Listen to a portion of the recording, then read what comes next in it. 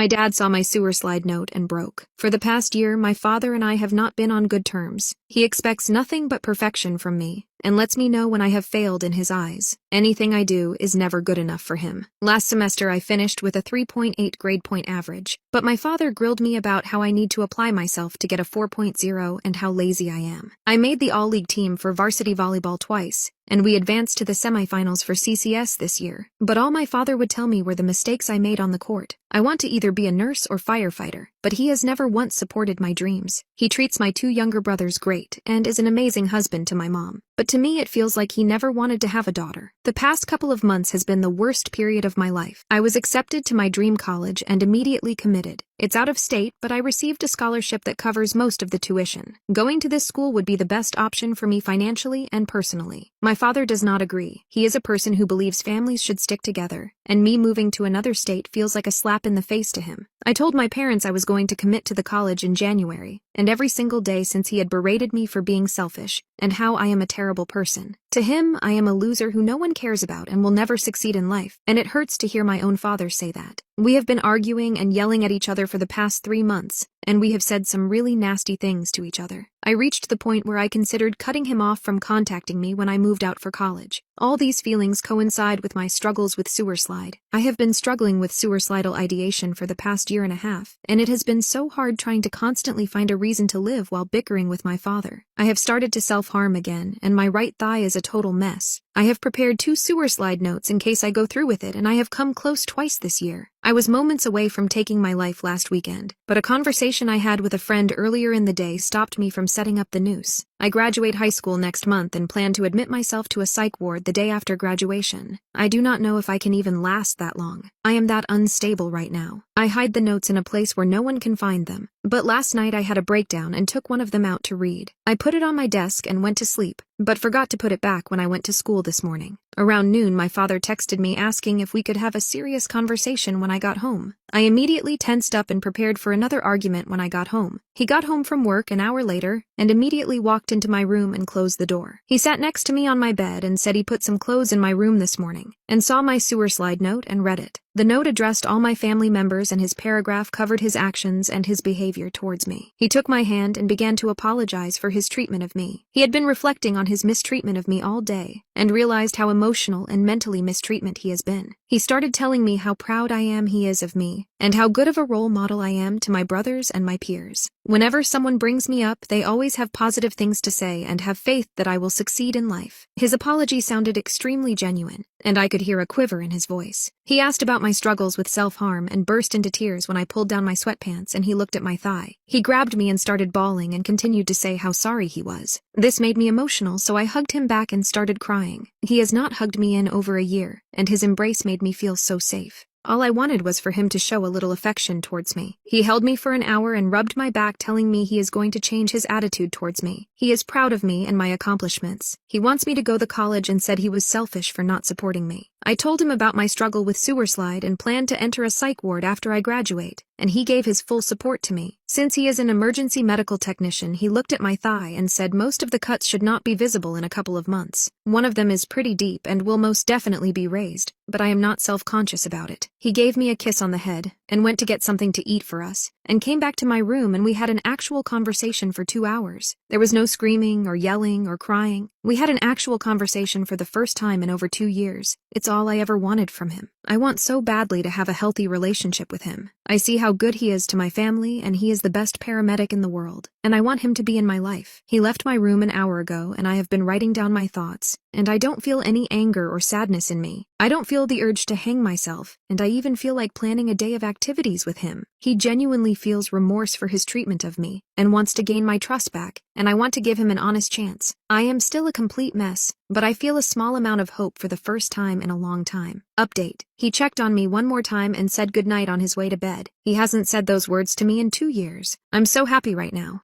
What is the hardest thing you have ever done? I recently was released from an Alabama prison. I spent 2 years in prison. I was sent there when I was 17. I'm 19 now. The Alabama prisons are a horrible place. I was a sheltered child growing up. When I was 17, my father forced me to steal from some people because we didn't have any money. I did not want to do it. My father forced me to. I begged and pleaded with him. I used to love to play video games. I haven't now played games in years since I was probably 15. That part inside of me sort of unalive. I was and am still tall and kind of thin. The first place I went was one of the worst places, the juvenile wedge in the mobile metro jail. A wedge holds 8 cells and is supposed to only hold 2 juveniles per cell per 2 bunks. But there were sometimes up to 4 people per cell, forcing kids to sleep on the mats on floor and right near the toilet. The 16 and 17-year-old in Alabama jails are horrible and the most violent of all inmates. I can look back and understand the reader's thoughts. They probably are curious to know how age 15, 17-year-old could be so violent. But Alabama, if you have actually visited, is a very rough place, especially the projects. I was in this jail with the teens who were the ones that committed the worst unlawful act, first-degree robberies, ending people, arson, theft, and assault. I was the only white boy. They always attempted to steal from me and rob me and literally terrorize me, throwing piss on me or spitting in my drinking cup. They let the inmates fill up the other inmates' drinking cups. The first week there, I bought a $1.20 phone card. And when I came back to my cell, the black kids were waiting for me in there. Predators. They had put a towel over the cell's only light to darken the cell so the guards couldn't see what was about to happen. And they surrounded me once I had walked back into the cell. I told them I would not give them the phone card. I actually intimidated them. I was grabbed from behind and put into a chokehold. Then I blacked out. I woke up from underneath the steel metal desk with blood dripping down the side of my face. The phone card was gone. After that, I spent an entire year in a cell by myself because I had to be separated from them. Throughout that amount of time, I saw over 100 fights and was sleep deprived quite a lot. The juveniles would scream and yell and cuss each other out all the time. They were animals. They would talk about the most hateful, vile things and how gangster they were, substance dealing, robbing, and offing. It was utterly saddening, especially at night. They would beat on the metal over and over and over and rap, all of them together. In no way am I racist, nor prejudiced towards a certain taste of music. I like rap myself sometimes. During the time I was in jail, I heard news about my father. Months later, a correctional officer actually was the one to give me news that my father had been arrested himself. He had stolen from more people, the same exact way he had made me do it, and was in jail. He would finally pay for what he had done to me, but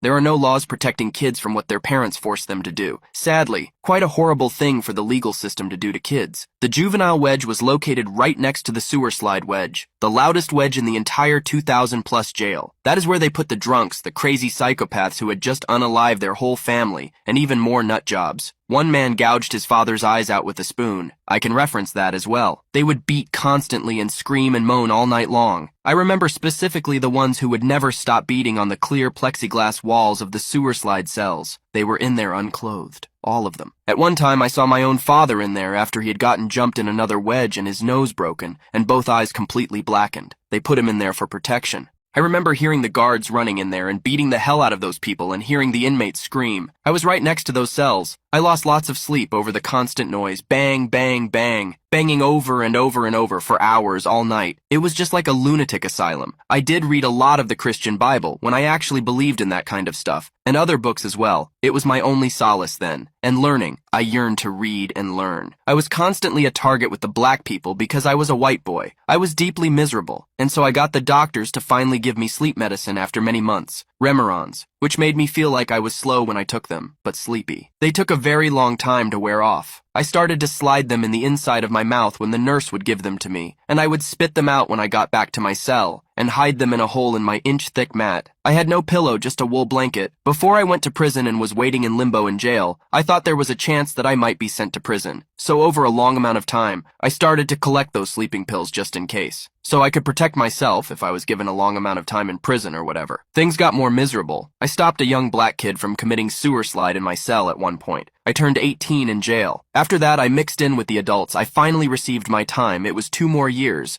and I would be going to prison. I couldn't do it anymore. I was utterly miserable and sad, and I lost the will to want to be alive. I wanted peace just once in my life. If you call unalive peace. One night I took all the Remerons I had collected. I first waited for my cellmates to begin playing cards, and then I took around 100 of them and heated up some hot water and crushed up some of the pills and swallowed them all down. It was the worst, bitter, disgusting taste. I still have a hard time swallowing pills if I ever have to chew them. I wrote a note telling my mother I loved her and wished I could hug her. No one knows the truth or what really happened. No one cares to know. I hadn't seen her in 8 years. I got up on my top bunk and rolled over on my side on my mat and laid there. I prayed to God, asking to be with him. I commend to you my spirit, Lord. I was completely terrified of going to hell, but I still did it. I was in so much misery. 30 minutes later, my body was almost paralyzed, and my body was pulsing and throbbing. I began to feel very sick. I tried as hard as I could to hold my stomach in, but I had to get up and go to the toilet to vomit, and my whole body was almost paralyzed. I could not jump off my rack. I couldn't move. And then I blacked out into nothingness.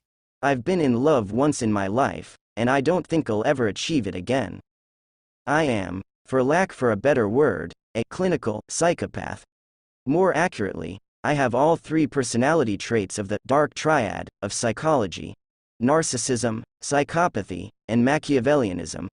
I scored a 32 on the hair checklist, 0 to 40, and anything above a 30 is considered a full-blown psychopath. Most of us are entirely nonviolent. We just don't process remorse or empathy in the same way a normal person does. The outliers amongst us give us a bad rap. But I've been in love. True, unselfish love. A life that I valued more than my own, and I would have given my own life in an instant if it meant protecting her. Those are bold words to come out of a narcissistic psychopath, but here I am. She knew what I was. She was the first to ever see it in me, but she didn't care. Around her, I wasn't who I was to the rest of the world. When I looked at her, I saw everything that was good and pure in the world that I viewed as corrupt. A childlike innocence and wanderlust, but most of all, she was incredibly intelligent. She made me feel alive and human. We were inseparable for years. Eventually, I came to a crossroads in my life. I was preparing to drop out of college to pursue trading cryptocurrencies back in 2016. Cryptos were no guarantee back then, but I had done the research, so I knew what they could become. My college education was paid for, and I was ready to give it up. But then the doubt started to creep in, and I turned to drugs, namely, Xanax. Now, Xanax is like alcohol on steroids. Inhibitions went flying out the window, which, as you can imagine, is a very dangerous thing for someone like me who wears a mask to blend in every day. Thus, a true monster emerged from my subconscious. A monster that had been laying dormant all along, waiting to be released. I lost all of my friends along the way, and the girl who loved me watched as I slipped away. The drugs had me. There was nothing she could do. It was like I was possessed, and I certainly wasn't in control. Car accidents, a few nights in jail, heart attacks, and seizures. The worst part is, Xanax blacked me out. I never remembered anything until I was told later.